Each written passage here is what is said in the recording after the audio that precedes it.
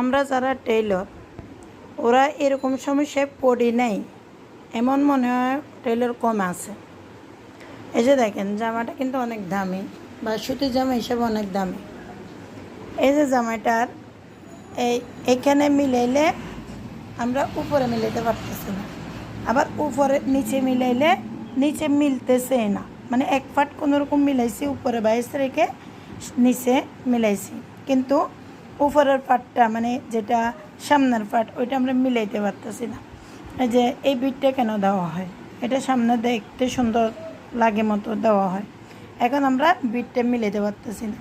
এই যে এখন টানি আনি যদি মিলাই দিই, আমরা সেলাই করে দিই, এই কাপড়টা ধোয়ার পরে এটা মানে বাইশ হয়ে যাবে, বাঁকা হয়ে যাবে, সামনের পাট পিছনে চলে যাবে, পিছনের পাট সামনে চলে যাবে। তখন আমাদের এই সমস্যাটা তো সাধারণ কাস্টমার বুঝবে না, যারা কাজ জানে না ওরা মনে করবে যে এটা আমাদের টেইলারদের দোষ। হ্যাঁ, এরকম বিপদে আসলে আমি বারবার পড়েছি। তো এখন যেহেতু অভিজ্ঞতার থেকে মানে বুঝি, এখন এই যে কাস্টমারের জিনিসটা এখন আমি কাস্টমারের কোথাও খুঁজতে যাব।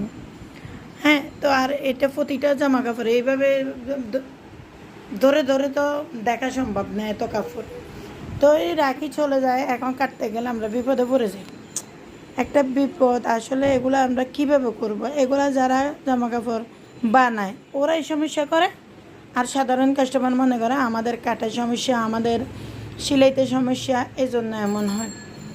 দেখেন এরকম হইলে সম্ভব কাজ করা? এটা আমরা সেলাই করে দিতে পারবো, কিন্তু এটা ধোয়ার পরে বাঁকা হয়ে যাবে।